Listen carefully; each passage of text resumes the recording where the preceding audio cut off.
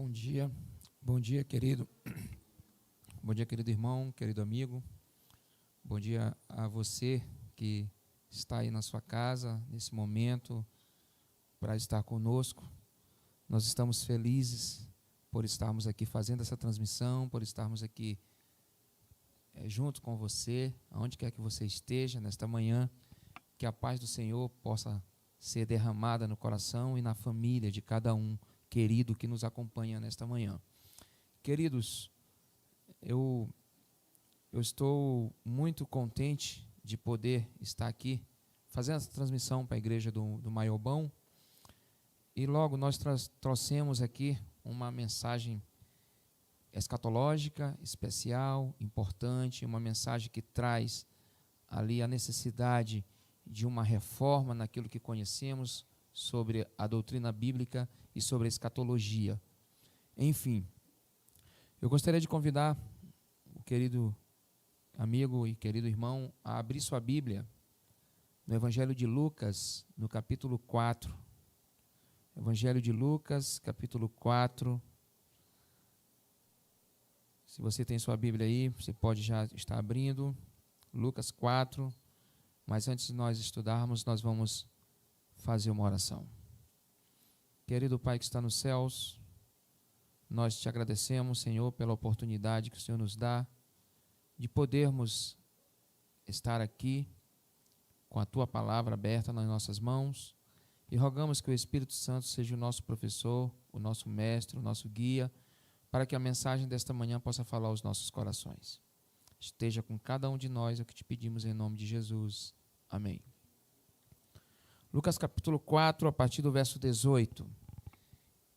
Aqui diz assim: o Espírito do Senhor está sobre mim, porque Ele me ungiu para anunciar as boas novas aos pobres, enviou-me para proclamar liberdade aos cativos, dar vista aos cegos, para libertar os oprimidos e anunciar o ano aceitável do Senhor. Seria redundante ficar falando desse texto nesta manhã, porque nós estudamos sobre ele hoje na escola sabatina. Mas eu gostaria de que pudéssemos observar esse texto sobre uma outra perspectiva, sobre a perspectiva escatológica, sobre o que a profecia nos apresenta diante desse texto. Queridos, o contexto desse texto aqui, ele começa a partir do verso 14, quando Jesus ele entra na cidade de Jerusalém e ele vai até uma sinagoga, e ali o texto até fala que é conforme o costume que ele tinha, e Jesus se apresenta na sinagoga para ler o escrito do profeta Isaías, que é aquilo que está ali no livro de Isaías, no capítulo 61, os versos 1 e verso 2. Ao ler esse texto diante de uma sinagoga repleta de judeus, Jesus estava tocando o coração deles e levando o pensamento deles às profecias messiânicas. A partir do momento que Jesus, naquela manhã de sábado, naquela sinagoga, ele começa a ler Isaías, Jesus começa a mostrar para eles que ele era o pleno cumprimento daquela profecia. Profecia esta que apontava para misericórdia. Profecia que mostrava os atos de misericórdias que seriam feitos por Jesus. Judeus ali que não aceitavam a Jesus, judeus que tinham ele como impostor, judeus que tinham ele como um falsário, chegaram até mesmo a acusá-lo de fazer milagres pelo poder dos demônios. Judeus estes que o odiavam e o detestavam, e muitos deles queriam a sua morte. Mas ao Jesus confrontá-los com a leitura desse texto de Isaías, Jesus fere a consciência deles e mostra para eles que eles estavam lutando, de fato, contra o Messias. Mas, querido, dito isto, e feita essa introdução, o tema do nosso sermão desta manhã é o ano aceitável do Senhor. Logo, o verso principal é o verso 19, quando Jesus fala que, entre outras coisas, ele veio anunciar o ano aceitável do Senhor. Como já vimos hoje mesmo na escola sabatina, o ano aceitável do Senhor é o ano jubileu. Logo eu gostaria de convidá-los a folhear suas Bíblias comigo até o livro de Levíticos, ali no capítulo 25. Levítico 25, se você tem sua Bíblia aí, nesse momento, vá até o capítulo 25 de Levíticos, que nós vamos extrair daqui algumas lições. Amém?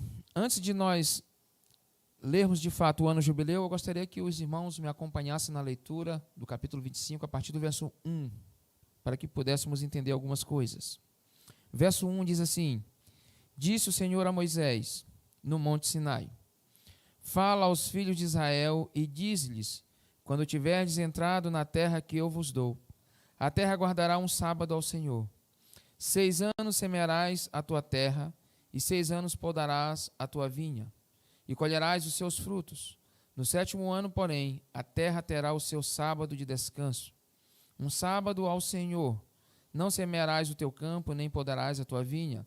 O que nascer de si mesmo da tua seara, não podada, não colherás. Ano de descanso solene será para a terra.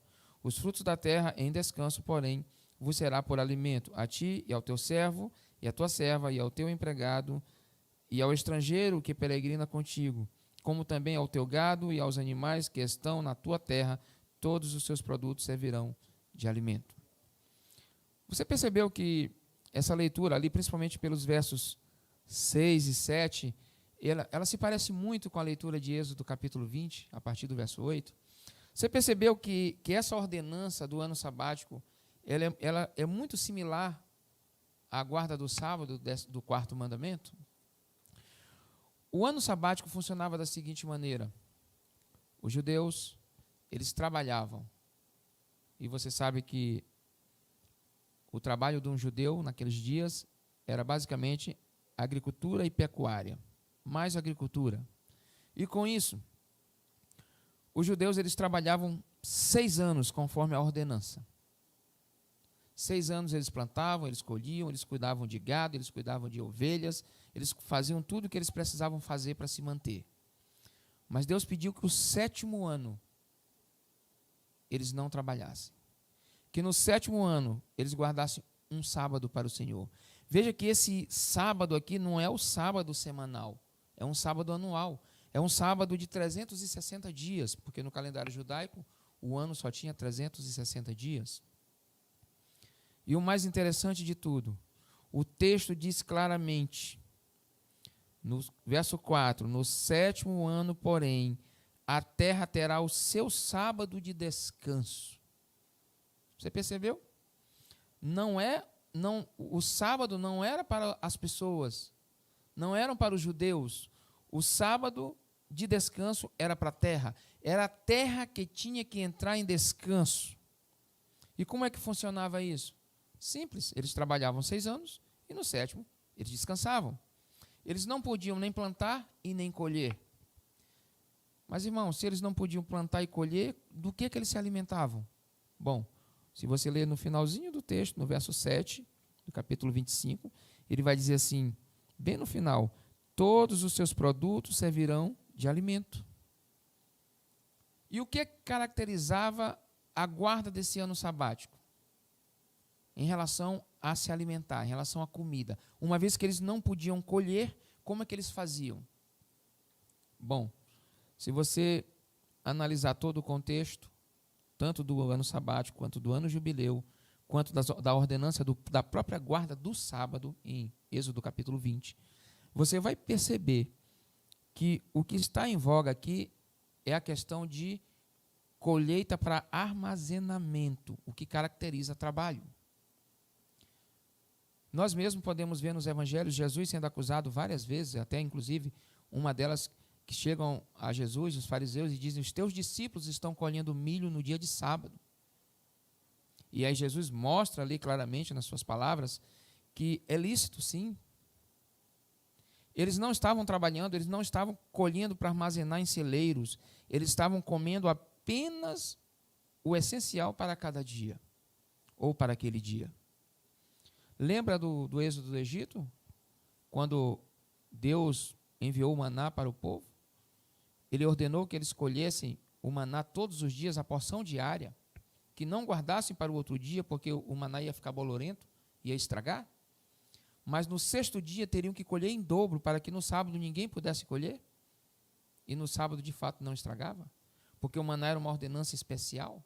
E o próprio Deus diz assim: assim eu verei se vocês andam nas minhas leis.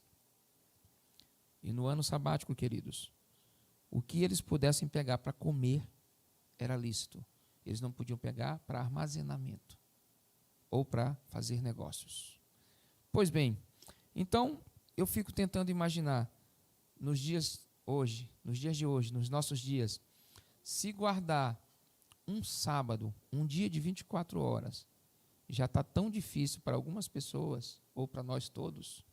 Imagina agora ter que guardar um ano inteiro como se fosse um sábado. Já pensou nisso? Isso já havia passado pela tua mente, pela tua cabeça? Como você se comportaria sabendo que você tem pela frente 360 dias para guardar como se fosse um sábado? Essa é uma ordenança um pouco difícil, não é verdade? Mas era requerida do povo de Israel. Pois bem, o ano aceitável do Senhor, de fato, é o ano jubileu. A palavra jubileu, ela quer dizer misericórdia. Então, o ano jubileu é um ano de misericórdia. E o verso 8 diz assim: contarás 7 semanas de anos, 7 vezes 7 anos, de maneira que os dias das 7 semanas de anos te serão 49 anos. Então, no 7º mês, aos 10 do mês, farás soar fortemente a trombeta no dia da expiação. Fareis passar a trombeta por toda a vossa terra. Santificareis o 50º ano e proclamareis liberdade na terra a todos os seus moradores. Ano de jubileu vos será. Cada um de vós retornará à sua propriedade e cada um voltará à sua família. Nós não vamos ler o texto todo por conta do tempo, mas eu posso estar especificando como funcionava a ordenança do ano jubileu. O ano jubileu, ele era comemorado a cada 50 anos. E ao completar os 50 anos, ao chegar no ano jubileu, era proclamada a liberdade à terra. Funcionava da seguinte maneira: se o povo de Israel tivesse em suas prisões ali presos por assassinato, por roubo, por furto, por qualquer quebra de mandamento, por qualquer quebra de lei, no ano jubileu, esses presos deveriam ser soltos. Eles deveriam ser soltos. Eles não poderiam ficar presos, eles teriam que ser colocados em liberdade, pois era ano jubileu. Digamos que você tenha uma propriedade sua. E essa propriedade passa de pai para filho ao longo de gerações. E uma propriedade como essa não tem preço. Você não venderia por nada nesse mundo. Mas acontece que chegou uma crise tão grande na tua casa que você não se viu de outra forma senão vendendo aquela propriedade. E como é que vende uma propriedade como essa? Que não tem preço? É simples. Você chama o comprador, oferece, faz a sua oferta, mas você coloca uma condição para que ele possa adquirir. E qual é a condição? Você me promete que você vai cuidar, que você não vai deixar acabar, que você não vai deixar destruir, porque é assim que a gente se preocupa com as coisas que não têm preço, porque estão no nosso coração. E aí você vende. E depois que você vende, você até de vez em quando passa lá na frente só para ver se está sendo bem cuidado, não é assim? Pois bem, esta terra, no ano jubileu, ela deveria ser devolvida ao antigo proprietário. Então, quando um judeu comprava uma terra de alguém nessas condições, no 50º ano, ele devolvia essa terra. E não é que ele devolvia tudo que ele comprava, ele devolvia quando comprava nestas condições. Só que o ano jubileu, às vezes as pessoas elas confundem as coisas. Elas pensam que é a cada 50 anos do nosso ciclo de vida. Não, não é. É a cada 50 anos do ciclo da própria cerimônia. Deixa eu explicar para você. Nós estamos em 2021. Digamos que o ano de 2022 é ano jubileu. E hoje eu cometi um assassinato e fui preso. O ano que vem, no dia 1º de janeiro, ano jubileu, eu terei que ser solto. Compreenderam agora? Ou seja, digamos que você roubou alguém no dia 31 de dezembro. Dia 1º de janeiro é jubileu. Você não vai ficar preso nem por 24 horas. Vai ter que ser solto. Quando chegava o ano jubileu, todos que estavam presos eram soltos. Então, o que o ano jubileu representa, irmãos? O ano jubileu aponta para quem? Fica notório que aponta para Cristo. O próprio Cristo, quando chegou na sinagoga, ao abrir Isaías 61, o próprio Cristo diz: o Espírito do Senhor está sobre mim, ele me ungiu para pregoar boas novas, para libertar, para salvar, para tirar cativos, para tirar presos, para curar doenças, para se compadecer com as viúvas. Era um ano de compaixão, era um ano de misericórdia. O ano jubileu, ele apontava para Cristo. E o ano jubileu, ele é, de fato, uma profecia. Quando olhamos para as profecias, principalmente do Apocalipse, nós entendemos que não podemos identificar os símbolos da forma como se lê. Por exemplo, se você abrir Apocalipse 12, você vai ler lá uma mulher vestida do sol, com a lua debaixo dos pés, uma coroa de 12 estrelas na cabeça, que estava grávida. Então, você consegue perceber que você não tem como entender um texto desse assim na primeira leitura. Porque como é que uma mulher poderia vestir o sol? Como é que uma mulher poderia ter a lua debaixo dos pés? Não é verdade? Então são símbolos, e esses símbolos eles precisam ser interpretados. E quem interpreta eles é a própria Bíblia. Se você for em Efésios, capítulo 5, no verso 23 e o 32, você vai ver que mulher é um símbolo para a igreja. Se você for em Números 14, 34, você vai ver que um dia é um símbolo para um ano. Então são símbolos. E como você percebe, a funcionalidade desses símbolos, ela é tipológica. E todas as vezes que há uma tipologia, há uma redução de símbolos. O objeto principal ele está reduzido a um símbolo bem menor. Por exemplo, Jesus Cristo, o grande Messias, reduzido a um cordeirinho.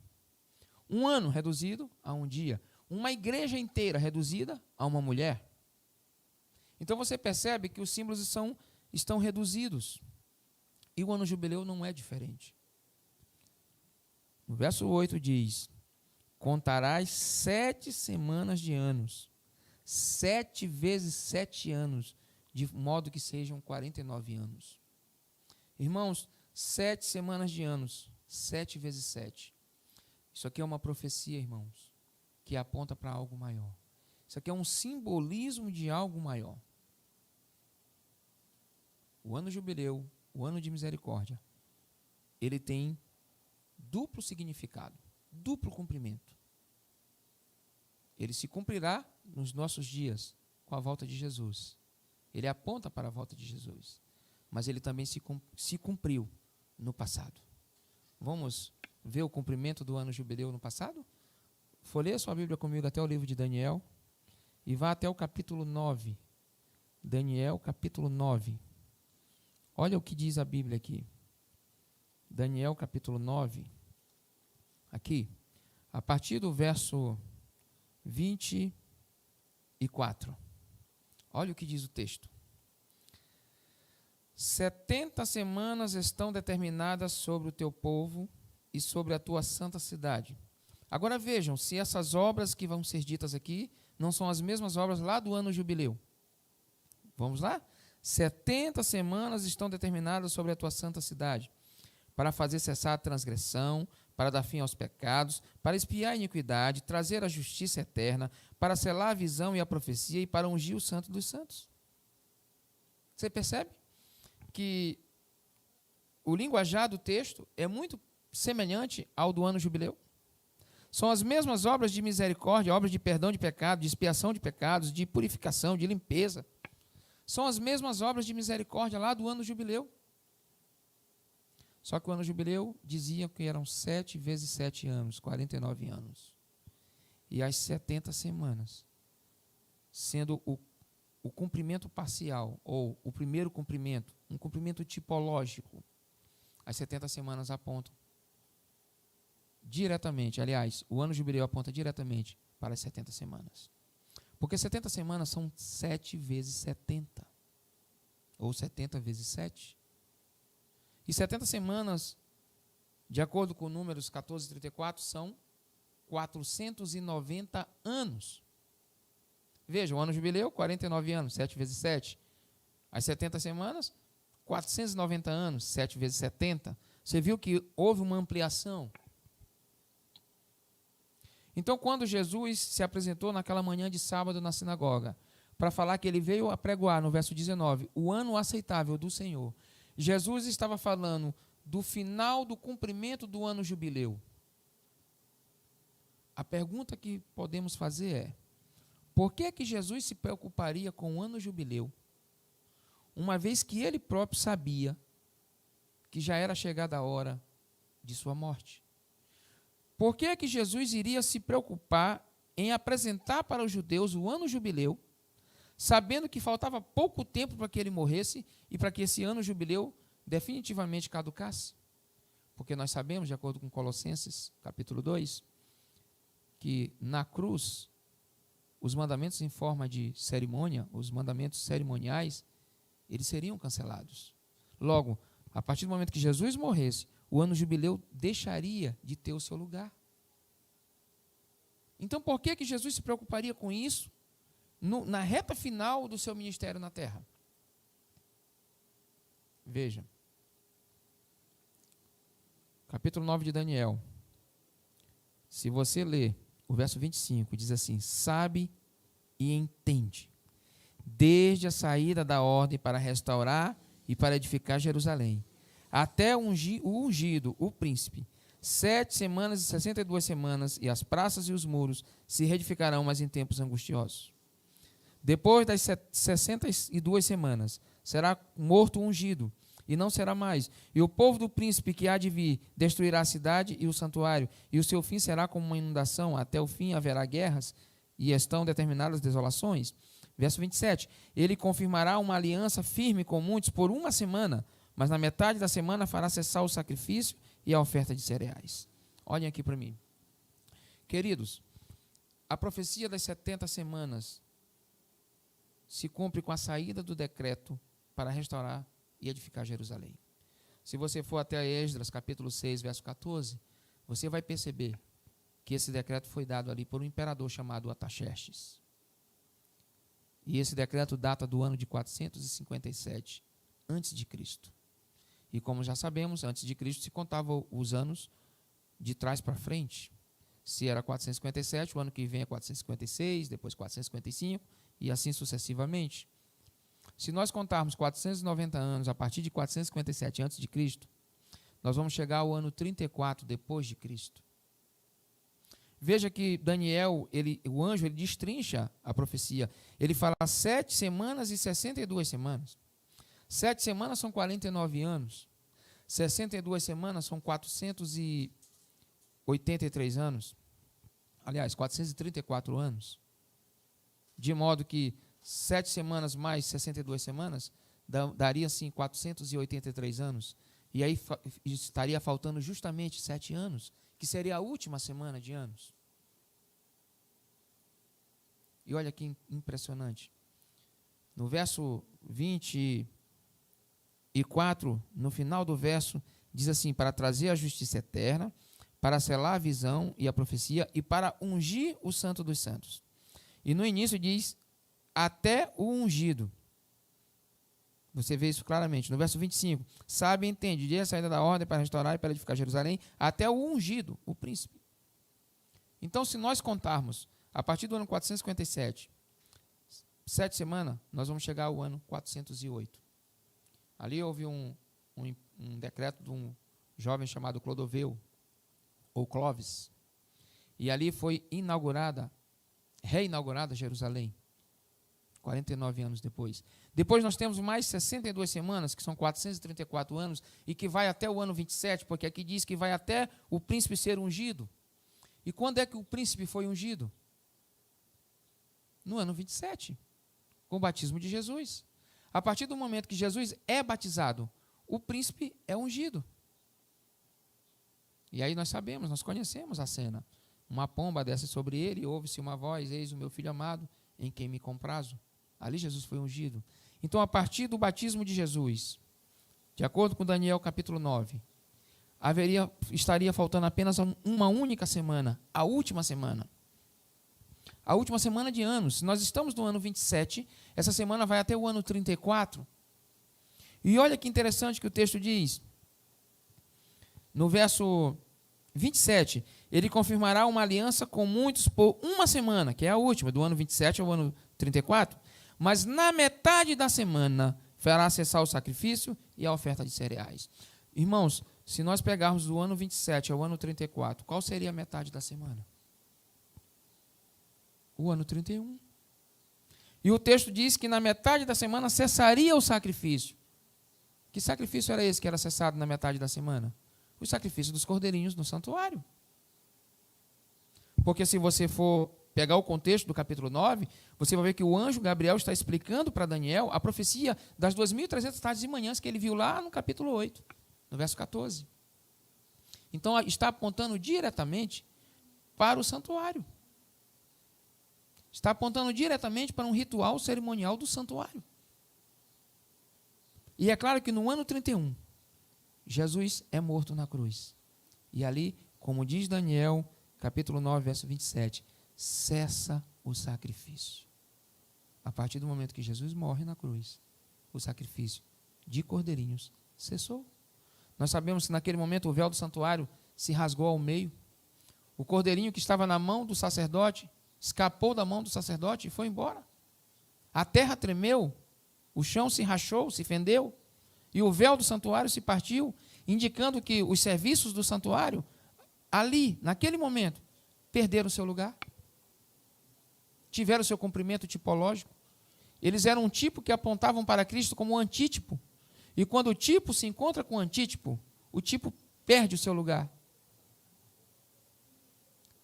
E o ano 34, que é o final dessa profecia, no ano 34, com o apedrejamento de Estevão, encerra-se os 490 anos. Assim como o ano jubileu apontava para 49 anos, as 70 semanas apontam para 490 anos.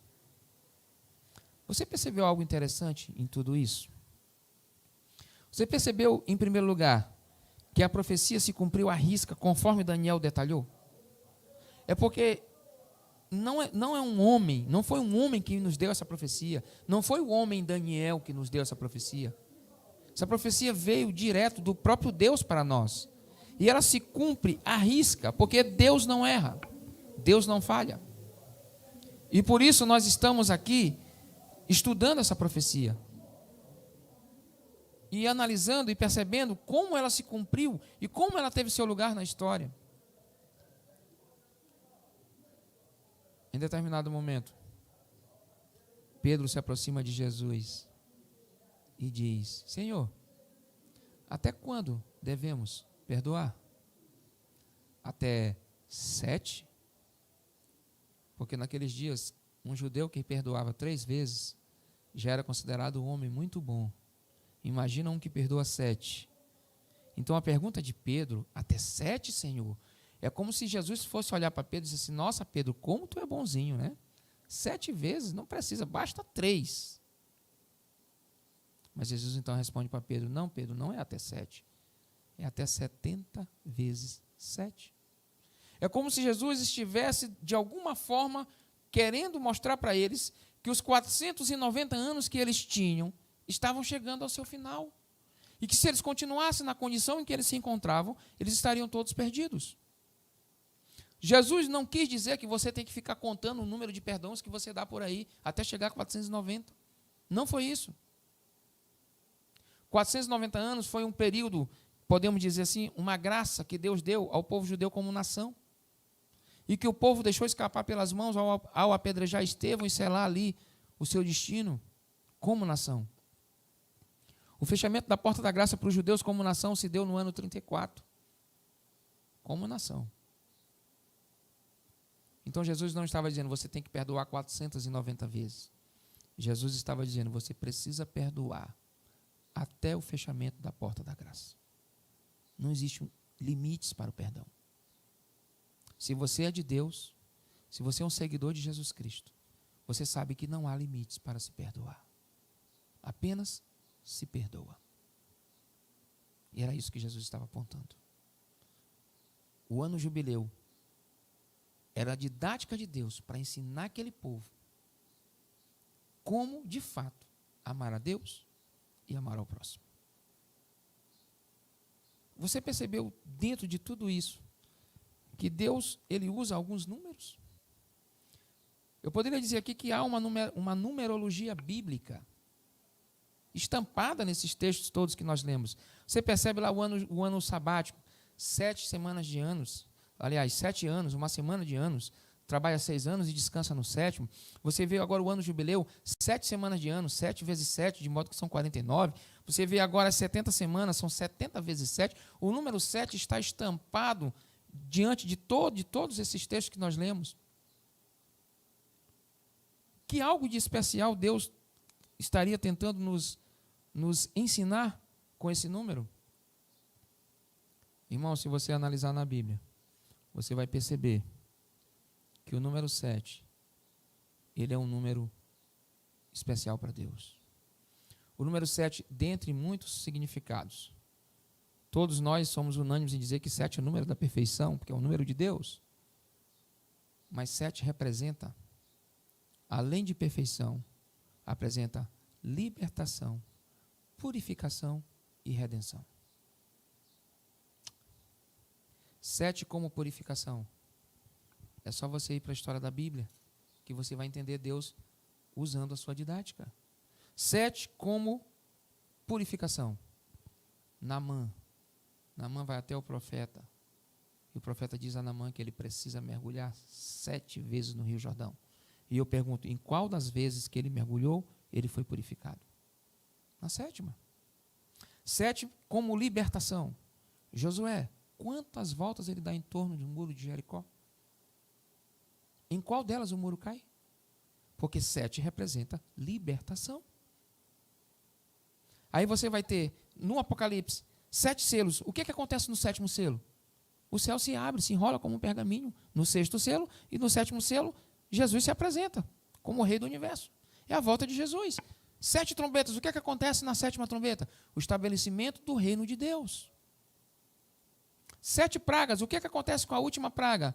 Ao momento que está caindo as pedras sobre a terra, os homens irão ver uma nuvenzinha se aproximando do tamanho da mão de um homem. 7 representa libertação, irmãos. 7 é um número mágico para Deus. E sabia que Deus tentou explicar isso de várias maneiras para todos, para que todos pudessem compreender? De todas as formas, de todas as maneiras, Deus tentou mostrar para o povo a sua didática. Por exemplo, uma mulher na profecia representa uma igreja. E de acordo com a profecia dos 490 anos, Jesus trabalhou quantos períodos de tempo para ter a igreja que ele sempre quis? A sua noiva. No Antigo Testamento, Jesus trabalhou 490 anos, 70 semanas, 70 vezes 7. Logo, Jesus, se são vezes 7, Jesus trabalhou 7 longos períodos para ter a igreja que ele sempre quis, a noiva que ele sempre quis. Ele trabalhou arduamente por 7 períodos, 490 anos, 7 períodos para ter a noiva que sempre quis. Eu pergunto, ele conseguiu? Não. O povo recusou ao apedrejar Estevão. Agora, sabe o que acontece, irmãos? Depois de 7 longos períodos que Jesus trabalha por essa igreja, Jesus agora vem a essa terra e morre por nós. E inicia um novo ciclo de 7 períodos. Agora não são mais 490 anos. Agora são 7 igrejas. De Éfeso a Laodiceia. 7 períodos. E nós somos o 7º período. Aí eu pergunto, quando Jesus vier a essa terra, ele vai chegar em qual período dos 7? No 7º. Qual é a igreja que representa o 7º período? Laodiceia. Qual é a noiva que Jesus vem buscar nessa terra? São os remanescentes que sairão de Laodiceia, a última igreja. Então você percebe, no Antigo Testamento, Jesus trabalha 7 períodos para ter a noiva que sempre quis. Não consegue. No Novo Testamento agora, Jesus passa a trabalhar mais 7 longos períodos para ter a noiva que ele sempre quis. E dessa vez ele vai conseguir. Amém? Com que isso te parece? Jesus trabalha 7 períodos por uma noiva, não consegue, agora trabalha mais 7 por uma noiva, e finalmente, depois de 14 longos períodos, Jesus consegue a sua noiva. Jesus está ensinando isso nas histórias da Bíblia, irmãos. Olhem para Jacó. Jacó trabalha 7 anos pela noiva que sempre quis e não consegue. Depois tem que trabalhar mais 7 períodos, 7 anos, para finalmente ter a noiva que ele sempre quis. É Jesus apresentando o plano da redenção nas próprias histórias da Bíblia. Veja que isso é uma forma tão didática, tão simples de se entender, que até uma criança consegue compreender. Jesus tem uma didática especial para o seu povo. Nós não estamos no escuro. O número 7 tem uma representação muito grande para nós. Tem um significado muito importante, irmãos. O número 7 representa a libertação de um povo. O ano jubileu apontou para os 490 anos, no passado. E no futuro, aponta para a volta de Jesus. Nós estamos caminhando já para o fim dessa mensagem. Eu gostaria que os irmãos pudessem arrazoar comigo nessa hora e entender algo muito, muito importante. Deus nos deu, na semana da criação, 7 dias.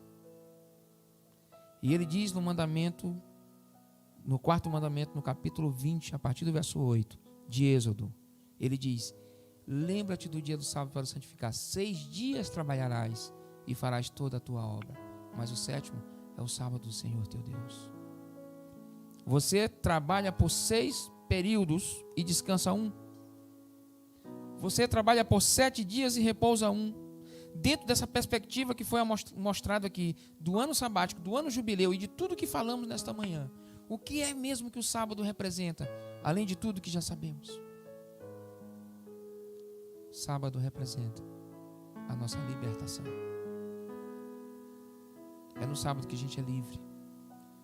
Você é escravo do trabalho por 6 dias da semana, porque se você me disser que você não é escravo, você está mentindo. Quando você vai para o trabalho, que você bate o seu ponto, você não tem mais liberdade. Você é escravo do trabalho. Você não pode mais ir no shopping, não pode mais ir na praia, não pode ir para casa dormir. Você tem que cumprir o horário ali como escravo. Mas ao 7º dia, você é liberto. Você está livre das algemas. Ao 7º dia, você tem um dia inteiro para dedicar ao Senhor. Irmãos, se você for lá para Hebreus capítulo 4, você vai ver Deus fazendo uma analogia do sábado com a entrada em Canaã. Hebreus 4.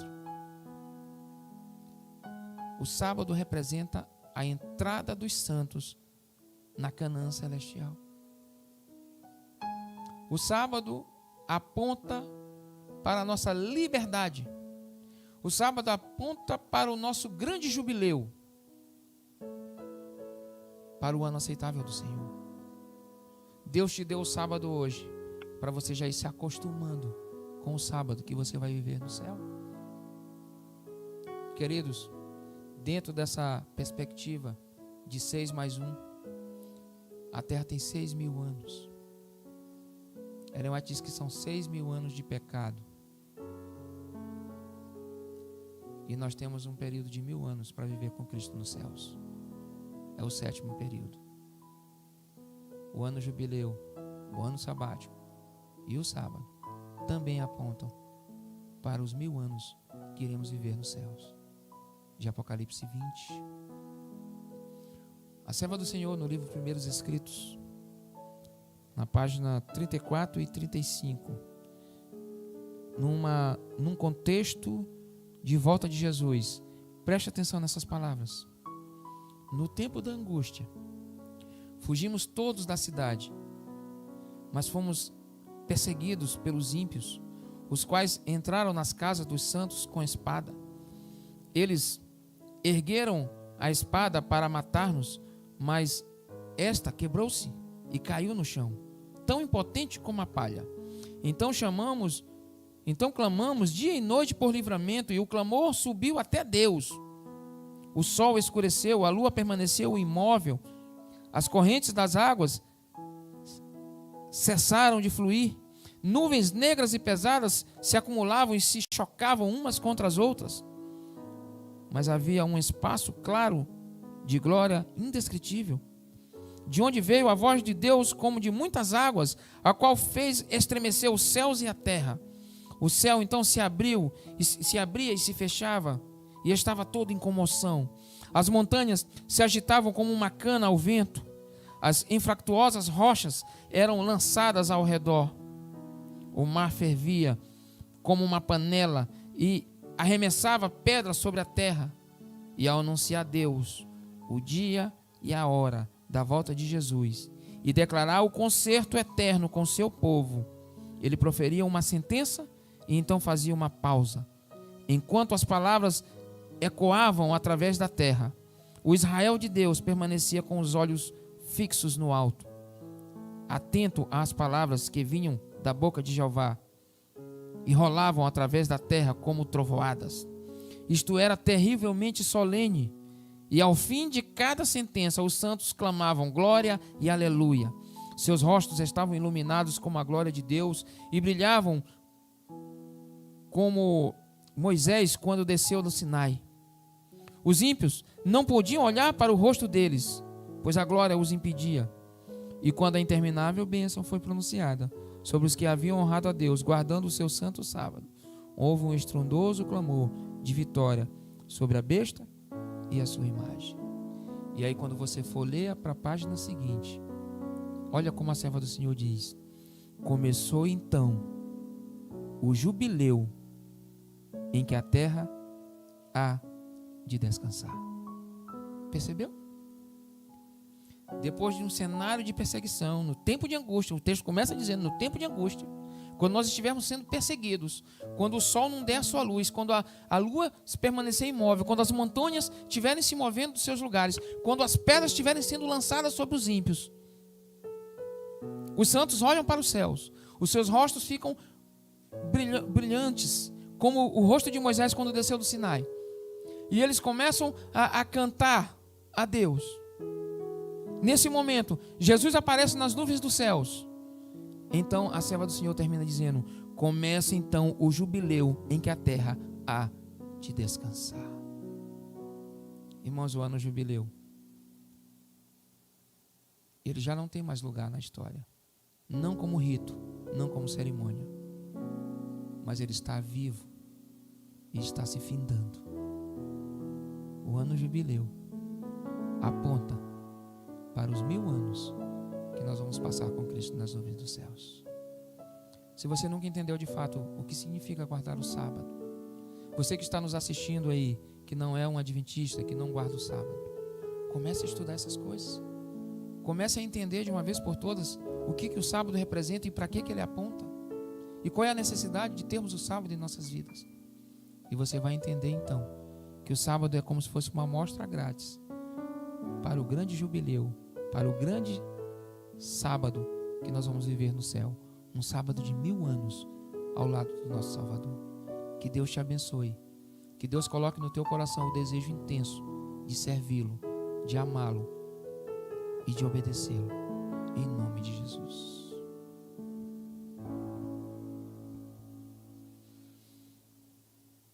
Vamos orar? Vamos conversar com Deus? Feche os seus olhos. Querido Pai que está nos céus, nós estamos felizes, Senhor, porque a Tua misericórdia nos alcança todos os dias. Nós estamos felizes, Senhor, porque o Senhor não nos deixou no escuro. O Senhor revelou através dos Teus servos, os profetas, as coisas que em breve hão de acontecer.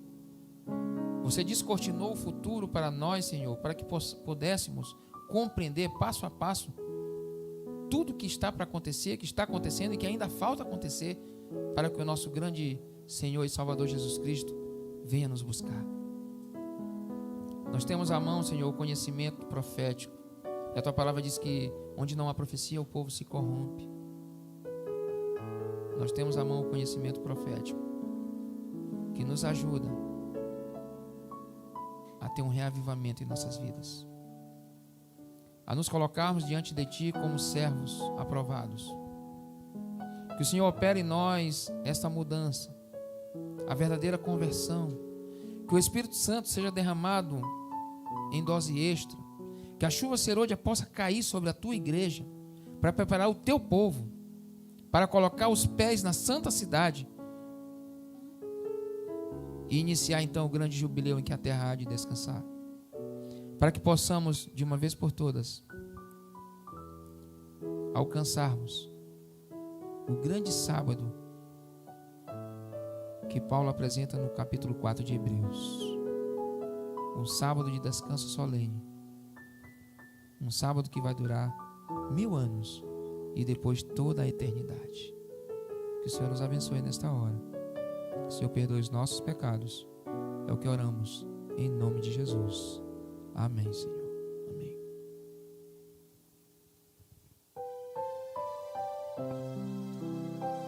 Olá, bom dia, feliz sábado a todos. Queria agradecer a você que está nos assistindo aqui agora. Infelizmente a nossa live está chegando ao fim. Queria também agradecer ao pastor Fábio pela linda mensagem que nos trouxe hoje, amém?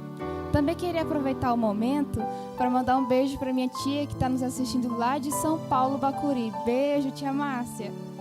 Também queria lembrar vocês que estamos em tempo de pandemia, então, por favor, vamos nos cuidar, ficar em casa, lavar nossas mãos, usar o álcool em gel e a máscara. E quando for sair, por favor, mantenham a distância. Infelizmente, esse tempo ainda não acabou, mas logo, logo sei que vamos ficar juntos com Deus, amém? E também queria lembrar a você a se inscrever no nosso canal aqui e ativar o sininho. Deixe seu like também e não perca as próximas lives e transmissões que vão estar aqui passando por este canal, amém? Que todos tenham um bom e ótimo sábado na presença do nosso Deus. Amém, até mais!